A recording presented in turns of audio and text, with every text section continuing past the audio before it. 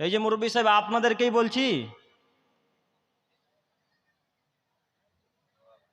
কথা কি বুঝতে পারছেন না নাকি? ফাঁকা জায়গা পরিপূর্ণ করুন। পিছনে কেন? আর এই ভাইয়েরা দিন আপনাদেরকে বলছি, আপনারা দাঁড়িয়ে কেন গো? আপনারা দাঁড়িয়ে থাকবেন কেন? চলে আসুন, সামনের দিকে এগিয়ে আসুন।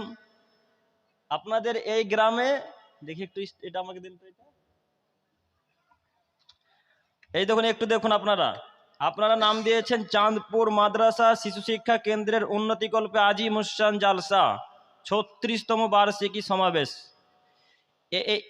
এই জায়গা, এই নামটার পরিবর্তে যদি আজকে এখানে থাকতো চাঁদপুর গ্রামের উদ্দেশ্যে কলকাতা কিংবা মুম্বাই থেকে কোনো হিরো নায়ক নায়িকা আসছে, তাহলে চাঁদপুরের একটা ছেলে বাড়িতে থাকতো না, একটা ছেলেও বাজার ঘাটে ঘুরতো না। এইভাবে ফাঁকা তো বহু দূরের কথা, জায়গা ফাঁকা পড়ে আছে তো বহু দূরের কথা।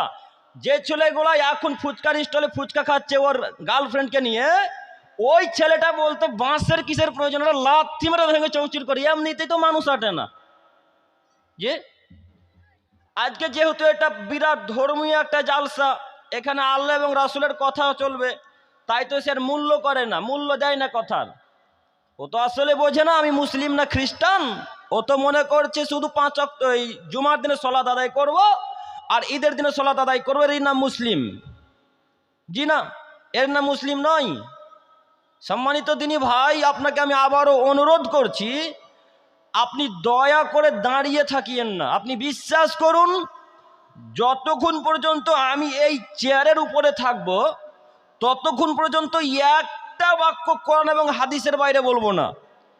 একটা বাক্য যদি কোরআন এবং হাদিসের বাইরে বলি, সঙ্গে সঙ্গে আমি আব্দুল করিম বিন আমিনুল ইসলাম স্টেজ থেকে নেমে যাব। কাজেই আপনাকে আমি অনুরোধ জানাচ্ছি, আপনি আমার কথাকে মূল্যায়ন করুন, অনুরোধ রক্ষা করুন। আপনারা ওই কর্নারে যারা আছেন একটু এগিয়ে আসুন তো ভাই, একটু এগিয়ে আসুন, চলে আসুন, এগিয়ে আসুন, সামনের দিকটা পরিপূর্ণ করুন। চাচা, মুরব্বী সাহেব, আপনাদেরকে একটু এগিয়ে আসুন না, কেন বসে আছেন ওইভাবে? সামনে তো যথেষ্ট জায়গা আছে। একজন আলেম আমাদেরকে অনুরোধ করছেন, আর আমরা দিব্যি বসে আছি, জড় পদার্থের মতন। আর ফাঁকা জায়গা পূরণ করুন না, ন্যূনতম কাছে থাকবে, মানুষ থাকবে না। একজন আলেম, আর উঠে আসুন। দুর্ভাগ্যের কথা আমাদের, আর মানুষ আলেম অনুরোধ করছে আমাদেরকে, আর কাঠের মধ্যে দাঁড়িয়েছে আমরা। অবাক কাণ্ড। সম্মানিত উপস্থিতি, কি আশ্চর্য কথা গো মানুষের। আমি আপনার মেহমান। এই জাল শাসনের কোনো যুক্তিই নেই। আমি এমনিতেই আপনাদের চাঁদপুর এলাকায় আসিনি, আপনারা আমাকে দাওয়াত দিয়েছেন, সেই কারণে আসা। কাজেই আপনি আমাকে অপমান করিয়েন না, আর আমিও আপনাকে অপমান করতে আসিনি। ইনশাআল্লাহ অপমান করব না। বসুন, যারা দাঁড়িয়ে আছেন, বিবেক থাকেন মানুষের একটা। সম্মানিত জড় পদার্থ নাকি?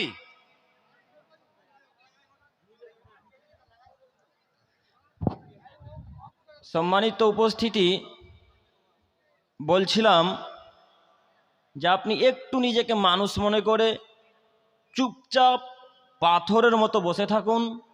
ইনশাল্লাহ আমি আপনার কোনো না কোনো আজকে উপকার করবই করব, ইনশাল্লাহ। সম্মানিত উপস্থিতি, যেই সব এবাদত ছেড়ে দিলে মানুষ বড় ক্ষতিগ্রস্ত হয়, আর একটা জরুরি এখানে কথা, বক্তব্য শুরু করার প্রথমে আর একটি কথা। মুরব্বী সাহেব, আপনাকেই বলছি, ওই যে ছেলেটা এখন ফুচকার স্টলে ফুচকা খাচ্ছে, ওটা তো আপনারই ছেলে গো। ওখানে একটা মেয়ে, একটা ছেলে, আরেকজন একটা মেয়েকে ধাক্কা মেরে এইদিক ওদিক করে দিচ্ছে, তা আপনাকে খারাপ লাগে না? মেয়ে তো আপনার, জন্ম দিয়েছেন আপনি, ওকে ঠেকাবে কে? আমি জঙ্গিপুর থেকে ঠেকাতে আসবো চাঁদপুর এলাকায়? না আপনাকে ঠেকাতে হবে? মেয়ে আপনার, ছেলেও আপনার, স্ত্রীও আপনার, তো ওরা এখন কেন ফুচকার স্টলে ফুচকা খাচ্ছে? ও খাবে কেন? আব্দুল করিম সাহেব, তাহলে কি মহিলারা কি ফুচকা খাবে না? খাবে, অবশ্যই খাবে, খাক, তাতে যায় আসে না। তো আপনি কি করেন? আপনার ছেলে কি করে? আপনার বেটা কি করে? আপনার বাপ বেটা মারা গেছেন নাকি? আপনার বৌমা ফুচকার স্টলে যাবে মানে? আপনার কন্যা ফুচকার স্টলে যাবে মানে? ও খ্রিস্টানের মেয়ে নয়, ও বৌদ্ধের মেয়ে নয়, ও একজন মুসলমান পরিবারের মেয়ে। অতএব সে বাড়িতেই থাকবে, সে ফুচকার স্টলে যাবে না। এখন মহিলার উলঙ্গ রাস্তায় চলাচল করছে, এদের বাপ পৃথিবীর বুকে বেঁচে আছে কথা মেনে নেয় না ইসলাম। এদের বাপ, এদের বড় ভাই পৃথিবীর বুকে বেঁচে আছে কথা ইসলাম মেনে নেয় না। শুনে রাখুন, হক কথা বলা যেমন কঠিন, হক মানাটাও ঠিক তেমনই কঠিন। হক কথা বলা যেমন কঠিন, হক মানাটাও ঠিক ততটাই কঠিন। কাজেই বলছিলাম, যেই সব ছেলে এবং মেয়েরা এখন পর্যন্ত রাস্তাতে আড্ডা মারছো, তোমাদেরকে বলছি যে কোনো মূল্যে তোমরা তোমাদের স্থান গ্রহণ করো, স্থানে আসার চেষ্টা করো। সম্মানিত দিনী ভাই, সম্মানিত মুরব্বী সাহেব, আপনি মনে রাখবেন, একটা মহিলার কারণে 4 জন মানুষ জাহান্নামে যাবে। একটা মহিলার কারণে 4 জন মানুষ জাহান্নামে যাবে। 1 তার পিতা, 2 তার স্বামী, 3 তার বড় ভাই, 4 তার বড় ছেলে, এবং যে নারীটা এখন ফুচকা খাচ্ছে। কথা বুঝতে পারেননি? 1 স্বামী, 2 পিতা, 3 বড় ভাই মানে দাদা, 4 বড় ছেলে। এই ছেলে তোমাকেই বলছি গো, তোমার মা এখন যে ফুচকার স্টলে আছে গো, হ্যাঁ মুরব্বী সাহেব, আপনার মেয়ে এখন ফুচকার স্টলে আছে গো। তাহাজ্জুদে জান্নাত কিনে নেবো আব্দুল করিম সাহেব, আমার মেয়ে ফুচকা খাচ্ছে, তাতে কি আছে? তাই না? তাহাজ্জুদে জান্নাত কিনে নিব, এটা আপনার নীতি, জি না? তাহাজ্জুদে জান্নাত হবে না। আজ থেকে 1450 বছর পূর্বে আল্লাহ নবী সাল্লাল্লাহু আলাইহি সাল্লাম মদিনার মরুভূমিতে আইন পাস করে গেছেন, 3 শ্রেণীর মানুষ জান্নাতে যাবে না। 3 শ্রেণীর মানুষ জান্নাতে যাবে না, যাবেই না। সালাসাতুন লা ইয়াদখুলুনাল জান্নাতা আবাদা, 3 শ্রেণীর মানুষ কখনোই জান্নাতে যাবে না। 1 মুদমিনুল খামর, যারা বিড়ি, গুল, গুটকা, গাঁজা, হিরোইন, ইয়াবা, তেরাঙ্গা, জর্দা, সিগারেট খাই পান করে যারা, তারা জান্নাতে যাবে না। 2 ও রজুলাতু মিনান নিসা, পুরুষের বেশধারী নারী, পুরুষের জুতা স্যান্ডেল পরে যেই মহিলা, পুরুষের প্যান্ট শার্ট পরে যেই নারী, পুরুষদের মতো চলে যারা, তারা জান্নাতে যাবে না। 3 দায়ুস আল্লাযী ইউকিররু ফি আহলিল খাবাস, বাড়িতে যে বেহায়াপনা সুযোগ দেয় সে জান্নাতে যাবে না। তাহাজ্জুদ দিয়ে জান্নাত কিনতে পারবে না। দায়ুসকে, আব্দুল করিম সাহেব, দায়ুসকে একটু বুঝিয়ে বলেন। দায়ুস হচ্ছে ওই পিতা যে বেঁচে থাকা অবস্থায় তার কন্যা ল্যাংটা হয়ে জিন্সের প্যান্ট পরে বেহায়ার মতো নোংরা নারীদের মতো রাস্তায় চলাচল করে যারা, তার বাপ দায়ুস। যার স্ত্রী পেট পিট দেখে জাতির সামনে ঘোরাঘুরি করে, তার বাপ দায়ুস, তার স্বামী দায়ুস। যেই নারী নদীতে পুকুরে উলঙ্গ হয়ে গোসল করে ছেলে মেয়ের সাথে, তার পিতা, তার স্বামী, তার বড় ভাই দায়ুস। যার কন্যা, যার ছেলে 2 কানে ওয়াকম্যান ভরে হেডফোনে গান শোনে, তার বাপ, তার বড় ভাই, তার স্বামী দায়ুস। এরা তাহাজ্জুদে জান্নাত কিনতে পারবে না। রাতের বেলায় তাহাজ্জুদে সালাত আদায় করা সবার পক্ষে সম্ভব নয়, তারপরেও যে জান্নাতে দিবে না আল্লাহ তাআলা, যদি মহিলা উলঙ্গ রাস্তাতে চলাচল করে, জিন্সের প্যান্ট পরে চলাচল করে। অতএব নীতি পরিবর্তন করেন। 5 ওয়াক্ত সালাত আদায় তো করতে হবে, হবেই। 5 ওয়াক্ত সালাত আদায় করতে তো হবে, হবেই। তার সাথে সাথে নিজের পরিবারকে, নিজের কন্যাকে, নিজের স্ত্রীকে, নিজের বৌমাকে কন্ট্রোলে রাখতে হবে। এই জন্য আল্লাহ নবী সাল্লাল্লাহু আলাইহি সাল্লাম বলেছেন, পৃথিবীর মানুষ, তোমরা ততদিন পর্যন্ত বিবাহ করো না, তোমরা ততদিন পর্যন্ত বিবাহ করো না যতদিন পর্যন্ত তোমার ক্ষমতা না হচ্ছে। ক্ষমতা, তো ক্ষমতা কাকে বলে? এই এই সিদ্ধান্তে যৌন ক্ষমতা থাকার নাম কি শুধু ক্ষমতা? আপনারা কি আমার কথা বুঝতে পারছেন? সিদ্ধান্তে এই পিঠে যে দাঁড়িটা আছে, এই দাঁড়িতে যৌন ক্ষমতা থাকে, তো তার নামে কি শুধু ক্ষমতা? পকেটে আমার কোটি কোটি টাকা আছে, তার নাম কি শুধু ক্ষমতা? না চোখ যেদিকে ঘুরবে, ছেলে মেয়ে বউ বাচ্চা স্ত্রীগণ সেদিকে ঘুরবে, তার নাম ক্ষমতা? ক্ষমতা কাকে বলে গো? চোখ যেদিকে ঘুরবে সেদিকে ছেলে মেয়ে বউ বাচ্চা ঘুরে, তার নাম ক্ষমতা।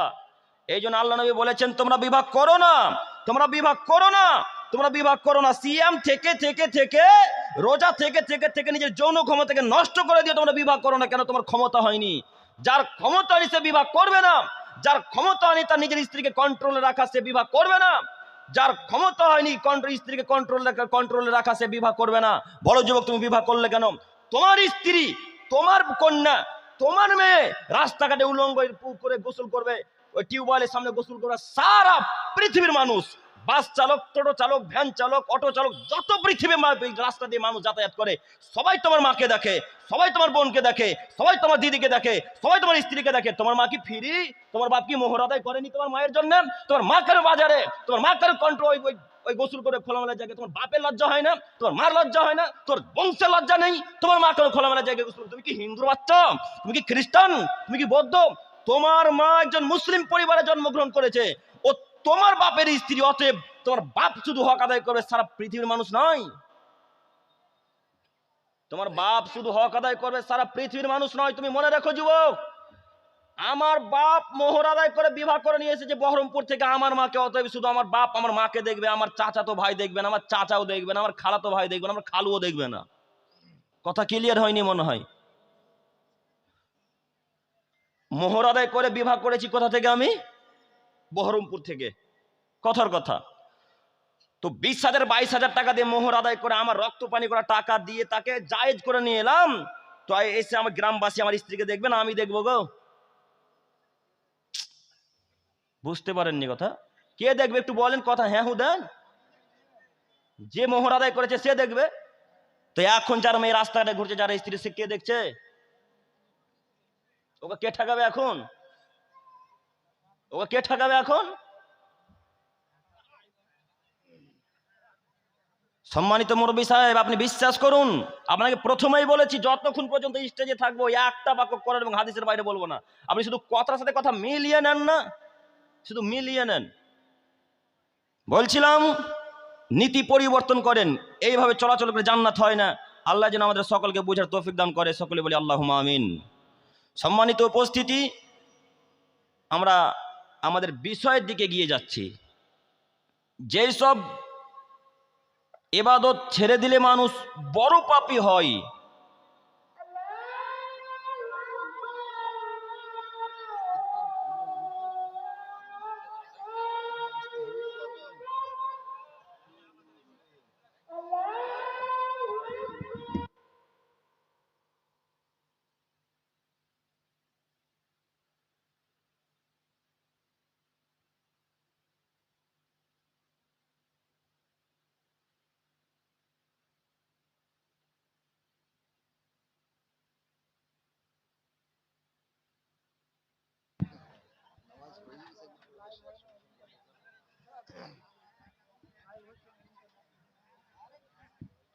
সম্মানিত উপস্থিতি, যেসব ইবাদত ছেড়ে দিলে মানুষ বড় পাপী হয়, বড় ক্ষতিগ্রস্ত হয়, সেই সব ইবাদতের মধ্যে একটি ইবাদত হচ্ছে সলাত। সলাত যদি কোনো মানুষ ছেড়ে দেয়, সে ধ্বংস হবেই হবে, আজ হোক আর কাল হোক। যেই সব ইবাদত ত্যাগ করলে মানুষ আর মুসলিম থাকে না, তখন সে কাফের হয়ে যায়, সেই সব ইবাদতের মধ্যে একটি ইবাদত হচ্ছে সলাত। সলাত এমনই একটা ইবাদত যার উপর নির্ভর করে পৃথিবীর অন্যান্য ইবাদত। সলাত এমনই একটা ইবাদত যার উপর নির্ভর করে পৃথিবীর অন্যান্য ইবাদত। পৃথিবীতে আকাশের নিচে জমিনের উপরে যত প্রকারের ইবাদত আছে, সব ইবাদত নির্ভর করে সলাতের উপরে। যার সলাত আছে তার সব কিছু আছে, যার সলাত নেই তার কোনো কিছু নেই। যার সলাত আছে তার সব কিছু আছে, যার সলাত নেই তার কোনো কিছু নেই। সলাত আছে যার, হজ আছে তার, জাকাত আছে তার, মায়ের সাথে সদাচরণের নেকি আছে তার, ফকিরকে টাকা দেওয়ার নেকি আছে তার, মিসকিনের সাথে ভালো আচরণ করার নেকি আছে তার, বিধবার সাথে সদাচরণ করার নেকি আছে তার। আর যার সলাত নেই, যতক্ষণ পর্যন্ত পৃথিবীতে ইবাদত করবেন, এই ইবাদত কিছুই টিকবে না। এমনই একটা ইবাদত, তার নাম হচ্ছে সলাত। পৃথিবীতে যত ইবাদত আছে সব ইবাদত নির্ভর করে সলাতের উপরে। একটু আমার দিকে তাকান। মুহাম্মদ সাল্লাল্লাহু আলাইহি সাল্লাম বলেন, পৃথিবীর মানুষ রাস্তাতে যদি কোনো কষ্টদায়ক বস্তু পড়ে থাকে, তাহলে তোমরা সরিয়ে দিও, এর ফলাফল জান্নাত। এর ফলাফল কি? জান্নাত। তো রাস্তাতে একটা কুকুর মরে আছে, তো ওই কুকুরটা এখন মেম্বার সরাবেন আপনি? আপনি সরাবেন কেন? নেকি আপনারও প্রয়োজন, শুধু মেম্বারের নেকি একাই প্রয়োজন নয়। কাজেই একটা রাস্তাতে বিড়াল মরে আছে, কুকুর মরে আছে, তো দুর্গন্ধে গ্রামের মানুষ টিকতে পারে না, তো আপনি সেই কুকুরটা বিড়ালটাকে দূরে কোথাও নিয়ে গিয়ে গর্ত করে খনন করে পুঁতে দিলেন, এর ফলাফল জান্নাত। তো এই নেকিটা ততক্ষণ পর্যন্ত থাকবে যতক্ষণ পর্যন্ত আপনি সালাত আদায় করবেন। কথা বুঝতে পারেননি? যত ইবাদত আছে পৃথিবীতে সব ইবাদত নির্ভর করে সালাতের উপরে। সালাত এমনই একটা ইবাদত যে কোনো মানুষের সুবিধাও বোঝে না, অসুবিধাও বোঝে না। কোথায় আছেন, কি করছেন, ট্রেনে আছেন, বাসে আছেন, ট্রাকে আছেন, প্লেনে আছেন, গরুর গাড়িতে আছেন, যেখানেই থাকুক না কেন, সালাতের যদি সময় হয়ে যায় সালাত আদায় করতেই হবে। সালাত আদায় করতেই হবে, নামাজ পড়তেই হবে, এর বিকল্প কোনো রাস্তা নেই। আব্দুল করিম সাহেব, এই ইবাদতের কি কোনো বিকল্প রাস্তা নেই? জি হ্যাঁ, কোনো বিকল্প রাস্তা নেই, তবে অন্যান্য ইবাদতের বিকল্প রাস্তা আছে। সেটা কি? হজ।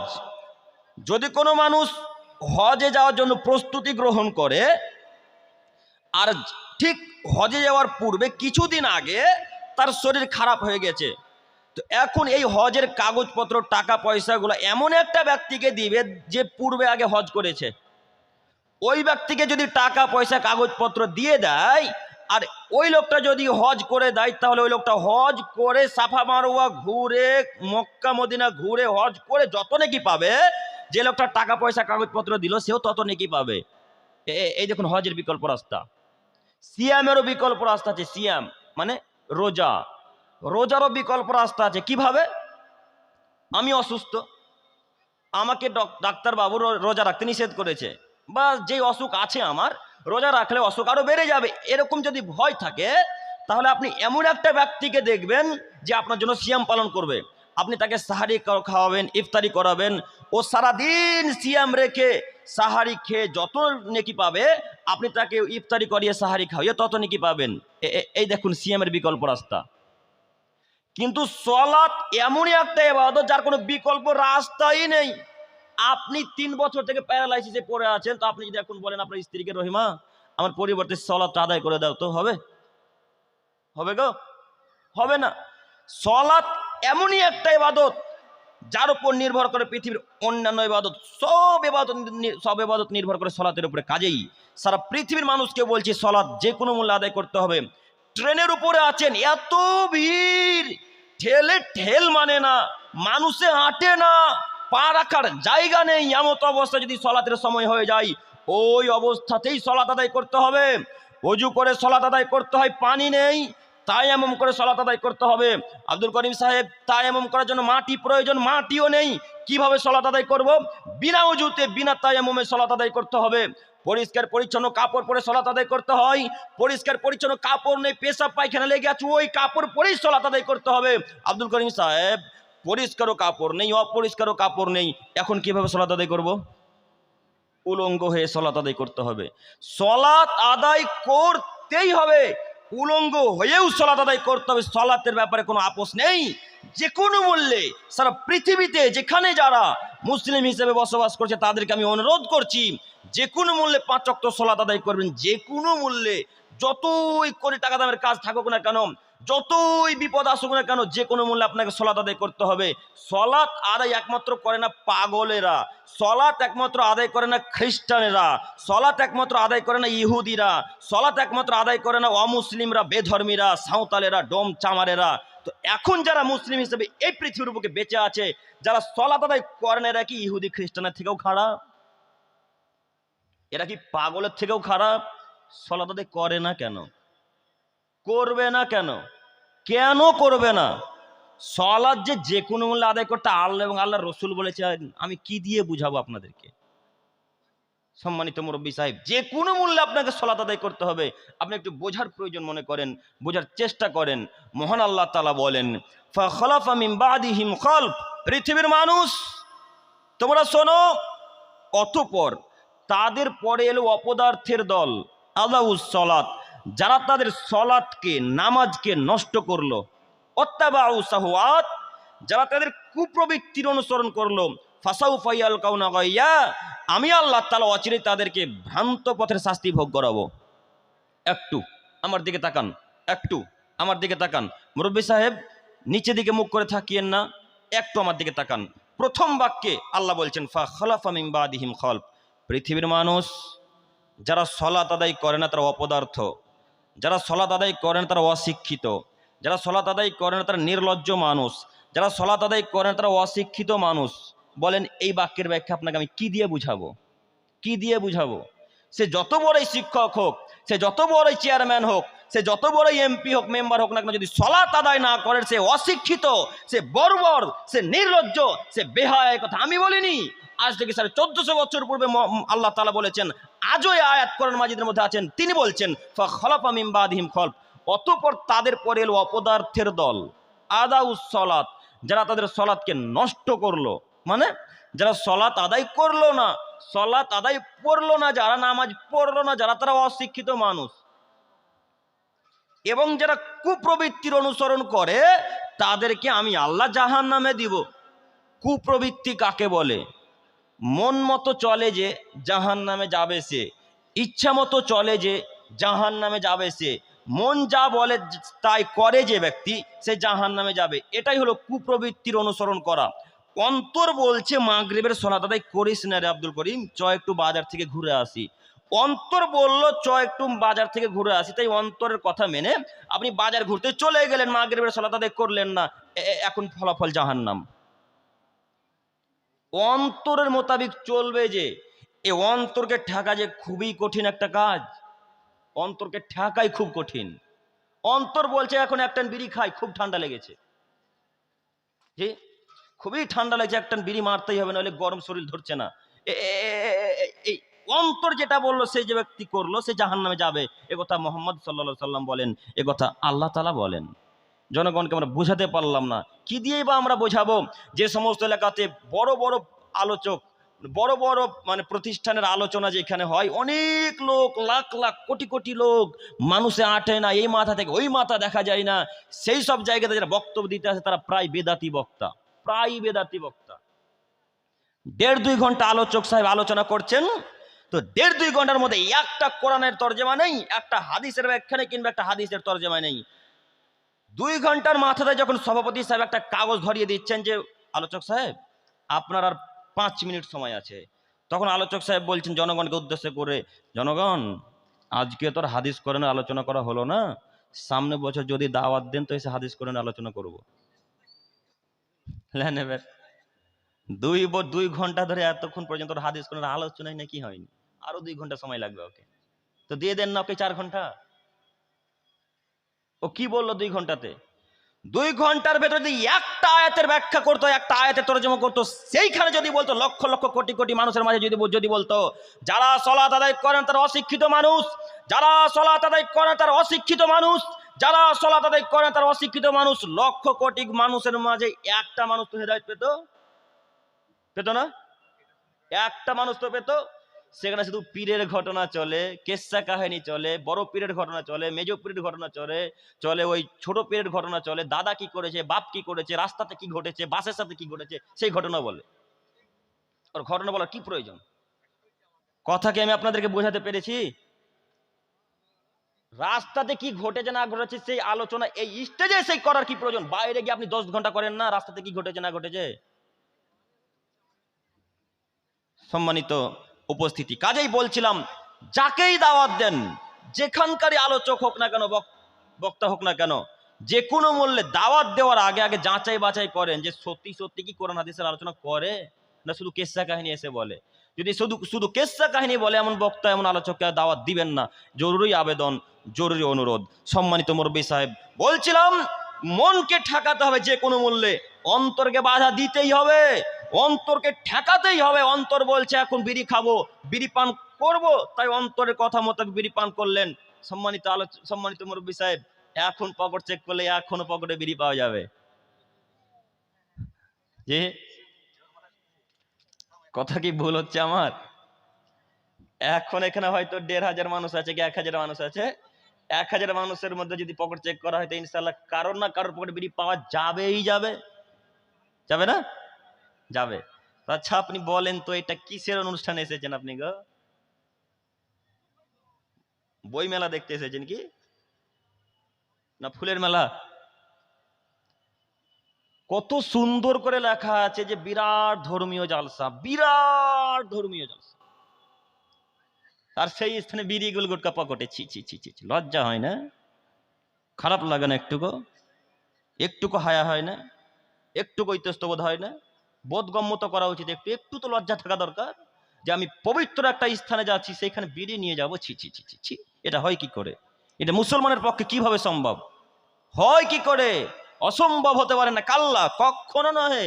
একজন মুসলমানের পক্ষে, মমিনের পক্ষে বিড়ি গুল গুটকা খাওয়া একেবারেই যায় না। যে আজ থেকে বিড়ি গুল গুটকা ত্যাগ করতে পারবেন ইনশাল্লাহ? ইনশাল্লাহ? ইনশাল্লাহ ত্যাগ হবে না? হবে ইনশাল্লাহ? ইনশাল্লাহ। আপনি মনে রাখিয়েন, রাসূল সাল্লাল্লাহু আলাইহি সাল্লাম জোরালো কণ্ঠে বারবার বলছেন, 3 শ্রেণীর মানুষ জান্নাতে যাবে না। তার প্রথম বাক্যে যিনি চলে আসছেন সেটা হচ্ছে নেশাদার দ্রব্য পানকারী। প্রথম বাক্যেই। কি দিয়ে আপনাকে আমি বোঝাবো বলেন? আব্দুল করিম সাহেব, আসলে কি আল্লাহ রসুল বলেছেন যে এগুলো খাওয়া যাবে না? জি হ্যাঁ, আসলেই বলেছেন। তবে আল্লাহ রসুল কি বিড়ির কথা বলেছেন? আল্লাহ রসুল কি সিগারেটের কথা বলেছেন? জি না, আল্লাহ রসুল বিড়ি সিগারেটের কথা বলেননি। তবে আল্লাহ রসুল এইভাবে বলেছেন, মাসকারা কাসিরহু ফাকালিলহু হারামুন। যে জিনিসের বেশি খেলে বিবেকের ক্ষতি হয়, তার অল্প বস্তুও হারাম। তো আপনাকে যদি এখন ওই সিগারেটের মশলা, বিড়ির মশলা কিংবা গুল যদি এখন 250 কিংবা 500 গ্রাম খাইয়ে দেওয়া হয়, তো আপনার বিবেক ঠিক থাকবে? ঠিক থাকবে? ঠিক থাকবে না। যেমন তার অল্প কোনাও হারাম, এটা মোহাম্মদ সাল্লাল্লাহু আলাইহি সাল্লাম বলেন। অতএব সারা পৃথিবী তিনি ভাই ও বোনদেরকে আমরা বলতে চাইছি, যে কোনো মূল্যে গুল, যে কোনো মূল্যে বিড়ি, যে কোনো মূল্যে সিগারেট পান করা থেকে বিরত থাকুন। আল্লাহ যেন আমাদের সকলকে তৌফিক দান করে। সকলে বলি আল্লাহুম্মা আমিন। সম্মানিত উপস্থিতি, এরপর আয়াত মহান আল্লাহ তাআলা বলেন, ফাওয়াইলুল লিল মুসাল্লিন, ধ্বংস সুনিশ্চিত, ধ্বংস হবেই হবে, ধ্বংস অবধারিত ওই সমস্ত সালাত আদায়কারীর, আল্লাযীনা হুম আন সালাতিহিম সাহুন, যারা ইচ্ছা মতো সালাত আদায় করে, যারা খুশি মতো সালাত আদায় করে, যারা নিজের মন মতো সালাত আদায় করে, তারা ধ্বংস হবেই হবে। মহান আল্লাহ তাআলা বলেন, পৃথিবীর মানুষ, ফাওয়াইলুল লিল মুসাল্লিন, ধ্বংস সুনিশ্চিত, ধ্বংস অবধারিত, ধ্বংস হবেই হবে ওই সমস্ত সালাত আদায়কারী, ওই সমস্ত নামাজ আদায়কারী যারা ইচ্ছা মতো সালাত আদায় করে। ইচ্ছা মতো সালাত আদায় করে যে জাহান্নামে যাবে সে, ইচ্ছা মতো সালাত আদায় করে যে জাহান্নামে যাবে সে, ইচ্ছা মতো নামাজ পড়ে যে জাহান্নামে যাবে সে, ইচ্ছা মতো সালাত আদায় করে যে ব্যক্তি জাহান্নামে যাবে সে ব্যক্তি। একটু আমার দিকে তাকান। জোহরের সালাত যে ব্যক্তি আসরে আদায় করে সে জাহান্নামে যাবেই। যে ব্যক্তি আসরের সালাত মাগরিব আদায় করে, মানে ইচ্ছে মতো সালাত আদায় করে, মাগরিবের সালাত এসাতে, এসার সালাত ফজরে, আর ফজরের কথা তো বললামই না। হ্যাঁ,